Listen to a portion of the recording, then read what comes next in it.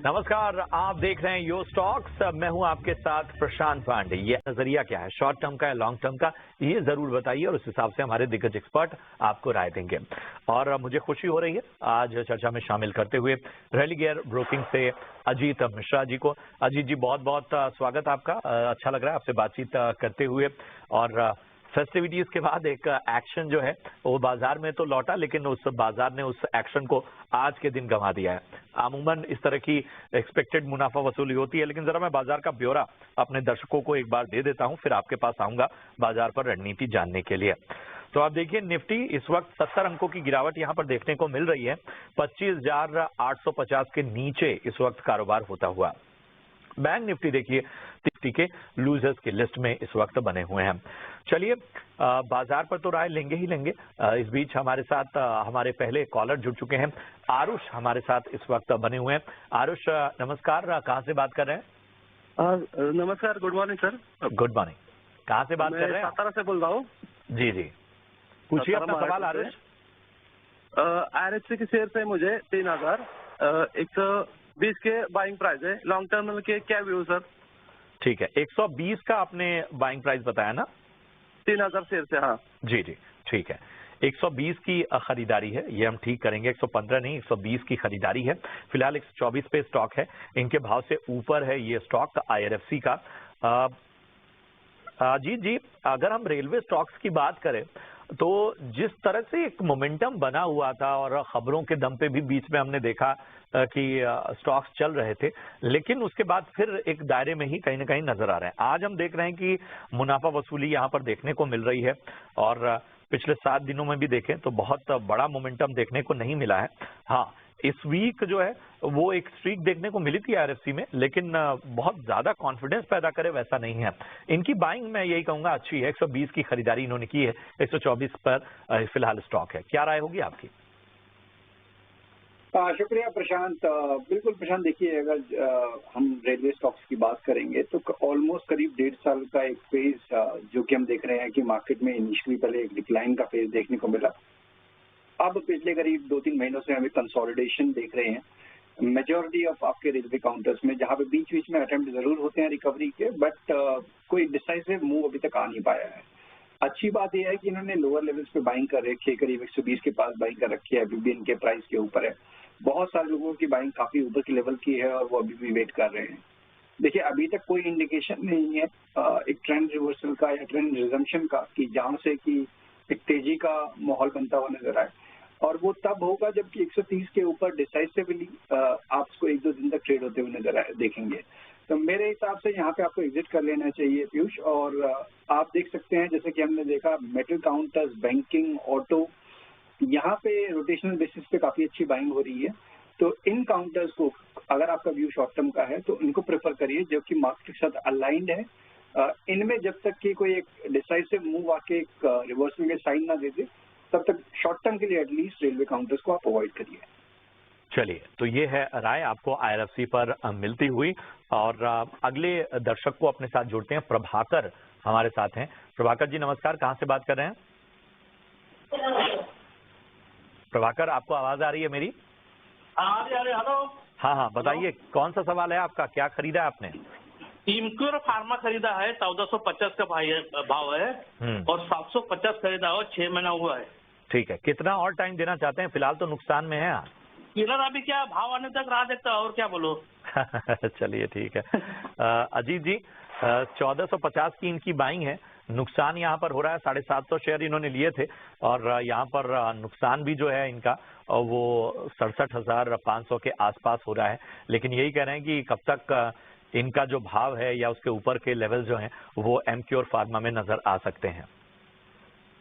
बिल्कुल प्रशांत, देखिए ये डेफिनेटली देखिए अपसाइड आपको पता है कि एटलीस्ट भाव आ जाए, बट मार्केट को आपके भाव और एक्सपेक्टेशन से ज्यादा मतलब नहीं होता। मार्केट को बेसिकली जिस तरीके से रिजल्ट्स आते हैं, अनफोल्ड होते हैं, कंपनी स्पेसिफिक परफॉर्मेंस होती है, उसके बेसिस पे। तो प्रभाकर जी इस चीज को जरूर ध्यान रखिएगा, जैसे कि अब ये स्टॉक अगर 1270 के नीचे गया तो प्रेशर और बढ़ जाएगा, और जो कि अभी आप मार्जिनली लॉस देख रहे हैं, करीब 100 पॉइंट्स का आपकी बाइंग प्राइस है, वो 200 पॉइंट शायद से ज्यादा भी हो जाए। तो अगर आपका शॉर्ट टर्म का नजरिया था और आप फंस गए हैं तो एटलीस्ट थोड़ा सा यहाँ पे पोजीशन को आप लिक्विडेट करके थोड़ा सा रिड्यूस कर सकते हैं और बाकी पोजीशन में आप बने रहिए और थोड़ा सा डाइवर्सिफाई कीजिए। जैसे कि हमने बताया कि जो स्टॉक या सेक्टर्स जो थीम्स मार्केट के साथ ट्रेंडिंग है, जो कि मार्केट रिकॉर्ड हाई पे जा रही है, तो वो अपने 52 वीक हाई के पास है, उन स्टॉक में रहिए। अभी तक ऐसा कुछ डिटरेशन नहीं लग रहा है मुझे एमक्योर के ट्रेंड में।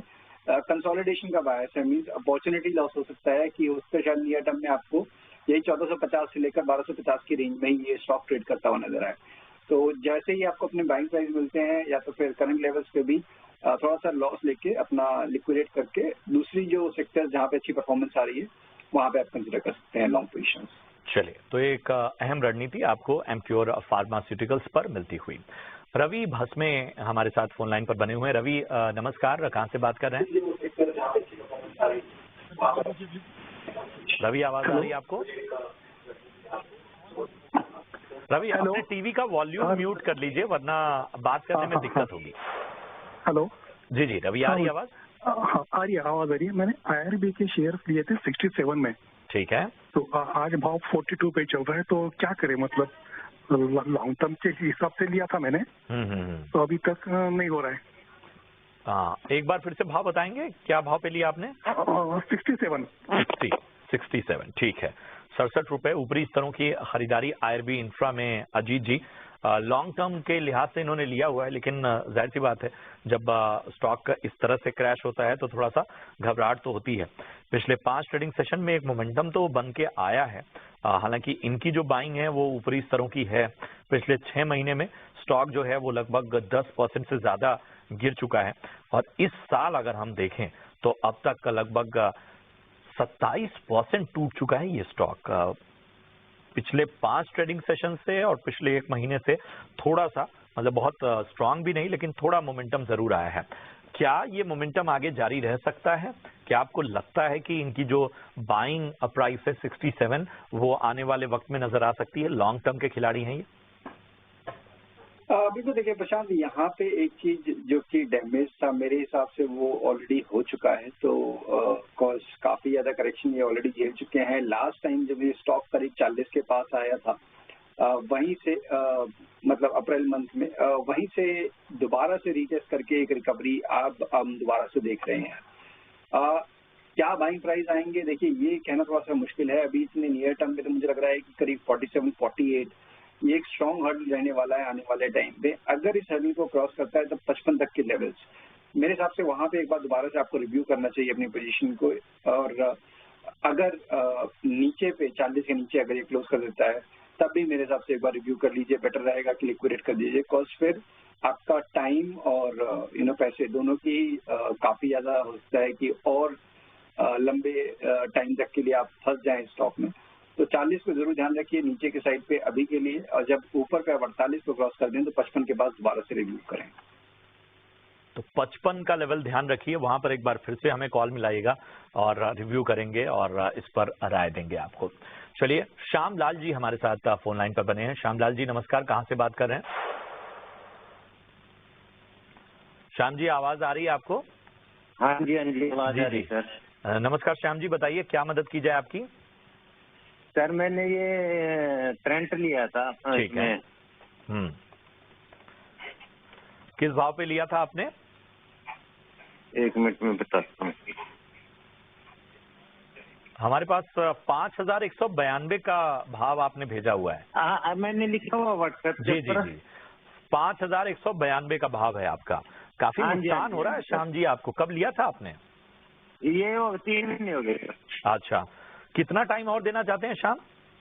मैं अभी जल्दी है सर, काफी लॉस हो गया। हाँ, काफी नुकसान हो गया है ट्रेंट में। अजीत जी जरा बताइए, शॉर्ट टर्म के नजरिए से ट्रेंट में मतलब घाटे की भरपाई होने की उम्मीद आपको लग रही है, और लग रही है तो फिर कितना समय देना होगा? बिल्कुल प्रशांत, देखिए ये काफी करेक्शन ऑलरेडी झेल चुका है। मीन जैसे कि मैं देख पा रहा हूँ, हम लास्ट अक्टूबर जो रिकॉर्ड हाइस पे थे स्टॉक में करीब 8300 प्लस तक के लेवल्स थे, और उसके बाद से ये करेक्शन का मोड आया 4480 जो कि इसका रिसेंट लो के पास लास्ट टाइम यहाँ से रीमाउंट किया था, उन्हीं लेवल्स को रीटेस्ट करने के बाद थोड़ी सी स्टेबिलिटी दिखाता हुआ। बट रिकवरी के लिए या तेजी के लिए मेरे हिसाब से 5,000 के ऊपर जब तक कि नहीं निकलता है तब तक चांसेस थोड़े से यही रहेंगे कि ये रेंज बाउंड ही आपको नजर आए, क्योंकि इनकी शॉर्ट टर्म का नजरिया है मेरे हिसाब से 4650 डेफिनेटली इनको एक स्टॉप लॉस की तरह मेंटेन करना चाहिए, जहां से लास्ट टाइम एक डिसाइसिव रिकवरी और बाइंग इंटरेस्ट देखने को मिला था। और ऊपर पे भी एक बार को 5150 के पास पोजीशन को से रिव्यू कर ले, कॉजन लेवल के पास उठता स्टॉक दोबारा से आपको थकता हुआ नजर आए। वो आपको एक स्पेशल स्ट्रेटजी भी बता दी गई। याद रखिए लेवल्स जो हैं अब जहां से एक स्तर आ सकता है उन लेवल्स तक तो आपको रुकना होगा। बढ़ते हैं आगे और अहम मार्केट ट्रेंड्स पर भी हम इस पूरे शो में तमाम खबरों की वजह से और पिछले दिनों से भी हम देख रहे हैं कि जैसे ही ग्लोबली बहुत सी चीजें ईज आउट हुई हैं तो उसका इम्पैक्ट कहीं ना कहीं एल्यूमिनियम कंपनियों के शेयरों या मेटल काउंटर्स पर साफ तौर पर देखने को मिल रहा है। बताइए आपकी क्या राय बन रही है इस सेक्टर पे? बिल्कुल प्रशांत, देखिए इनफैक्ट अगर आप देखेंगे तो इस रिकवरी में जो कुछ एक सेक्टर है जहां से इनिशियली अपने बाइंग इंटरेस्ट मर्ज होते हुए देखा था तो वो रेट सेंसिटिवनेस से ऑटो ने लीड किया था और उसके साथ ही साथ अपने मेटल काउंटर्स में भी काफी डिसाइसिव रन देखा है। Means majority of the metal counters आपको रिकॉर्ड हाइज के पास नजर आ रहे हैं और ये काफी इंपॉर्टेंट होता है कि अगर वो सेक्टर अलाइंड है या फिर लीड कर रहा है एक रिकवरी में तो उसकी आउट परफॉर्मेंस आने वाले टाइम में बढ़ सकती है, बनी रह सकती है, इसके चांसेस बहुत ज्यादा ब्राइट हो जाते हैं। तो मेटल एक ऐसा सेक्टर है जहां पे कि हम देख रहे हैं कंसिस्टेंसी बनी हुई है, स्ट्रॉन्ग मूव देखने को मिले हैं, बट मुझे लगता है कि जैसे अभी भी अगर मेटल स्पेस में से वेदांता, टाटा स्टील, NMDC, ये कुछ एक ऐसे काउंटर्स हैं जहां पे आप फोकस कर सकते हैं एक्यूमुलेशन के लिए, not at one go but gradually, because काफी अच्छा मूव ऑलरेडी हम देख चुके हैं। थोड़ा बहुत कंसोलिडेशन यहाँ पे देखने को मिल सकता है बीच में। चलिए, तो ये तमाम स्टॉक्स अपने रडार पर रखिए और जाहिर सी बात है एक मोमेंटम खबरों की वजह से, तमाम ट्रिगर्स की वजह से नजर आता हुआ। बहरहाल यहाँ पर हमें एक छोटे से ब्रेक के लिए रुकना होगा, फौरन हाजिर होते हैं।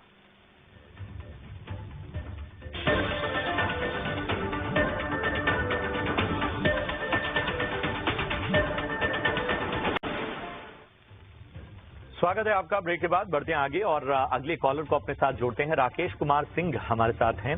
राकेश जी नमस्कार, कहां से बात कर रहे हैं? मैं कोलकाता से बोल रहा हूँ। कोलकाता से बात कर रहे हैं। बताइए राकेश जी, क्या मदद की जाए आपकी? मेरे पास टाटा मोटर्स का 85 शेयर है और 717 के खरीद है। ठीक है, तो क्या करें, रखे ना निकल जाए? ठीक है, कितना टाइम और देना चाहते हैं? फिलहाल तो नुकसान हो रहा है आपको। टाइम दे सकते, 3-4 महीना दे सकते। ठीक है, 3 से 4 महीने का नजरिया अजीत जी लेकर चल रहे हैं टाटा मोटर्स पे और यहाँ पर देखिए इनकी जो बाइंग है वो काफी ऊपरी स्तरों की है। 717 रुपए पे इन्होंने खरीदारी की हुई है। अगर हम पिछले 6 महीने में देखें तो ये स्टॉक लगभग 40% तक टूट चुका है। बड़ा ही कंसर्न है और पूरे ऑटो पॉकेट में टाटा मोटर्स को अलग ही तरीके से देखना पड़ता है। जाहिर सी बात है उनके तमाम जिस तरह के समझौते हुए हैं और कई सारे कारोबार जो हैं और इस तरह से ग्लोबल फेसिंग कंपनियों के साथ कई और भी पहलू जुड़ जाते हैं। टाटा मोटर्स पे क्या राय होगी? 717 की बाइंग, 3 से 4 महीने का नजरिया। प्रशांत, मुझे लगता है कि शायद उन्होंने डिमर्जर वाला अपना एस्पेक्ट अभी तक कंसिडर नहीं किया है, बिकॉज 717 तो रिकॉर्ड हाइज के भी लेवल से ऊपर है, तो आई एम श्योर कि इनके बाइंग प्राइस काफी नीचे का होगा। एट द सेम टाइम बस यस, अगर मैं ऑटो पैक में बात करूं तो एक काउंटर जो कि काफी ज्यादा बड़ा नाम बट अंडर परफॉर्मर रहा है, उसमें से टाटा मोटर्स निकल के आता है, जिस काउंटर ने ऑलमोस्ट नेग्लिजिबल पार्टिसिपेशन किया है इस पूरी रैली में, जो कि ऑटो काउंटर्स में हमने देखी है, जहां पे कि मेजॉरिटी ऑफ स्टॉक आपके 52 वीक हाई पे है या रिकॉर्ड हाई पे है। तो ऐसी अंडर परफॉर्मेंस डेफिनेटली अगर आपका शॉर्ट टर्म का व्यू है तो आपको अवॉइड करना चाहिए। नो डाउट लोगों को यही एक एंटिसिपेशन होती है कि अगर सारे स्टॉक्स चल गए हैं तो अब यहाँ पे भी मूव आ जाएगा, तो मार्केट को उससे फर्क नहीं पड़ता है। मार्केट को ये फर्क पड़ता है कि कंपनी किस तरीके से परफॉर्म करे, जैसे कि आपने बताया कि इंटरनेशनली इनके काफी ज्यादा चैलेंजेस हैं जिसकी वजह से इसमें अंडर परफॉर्मेंस आ रही है। तो अभी भी कोई साइन ऑफ रिकवरी नहीं है डिसाइसिव, जब तक कि आप 420-425 के लेवल्स को क्रॉस नहीं करते हैं फॉर अ डे और टू, सस्टेन करते हैं, तब जाके ट्रेंड रिवर्सल या फिर एक रीबाउंड के अटेम्प्ट दिख सकते हैं जो कि 460-480 तक ले जाए। बट नियर टर्म में मुझे लगता है कहीं ना कहीं ये एक रेंज में ही, एक दायरे में ही शायद आपको टाइम स्पेंड करता हुआ नजर आएगा। तो बेटर ये है कि आप स्विच कर लें दूसरे काउंटर जैसे कि M&M, TVS, आइशर जो कि अपने रिकॉर्ड हाइस के पास ट्रेड कर रहा है, अगर आपका नजरिया 3 से 6 महीने का है तो। ठीक है, तो थोड़ा सा आपको विस्तृत नजरिया और स्ट्रेटजी भी बता दी गई, उस हिसाब से आगे बढ़िए। राजेंद्र सिंह जो है हमारे अगले दर्शक, उनका यूट्यूब पर सवाल लेते हैं।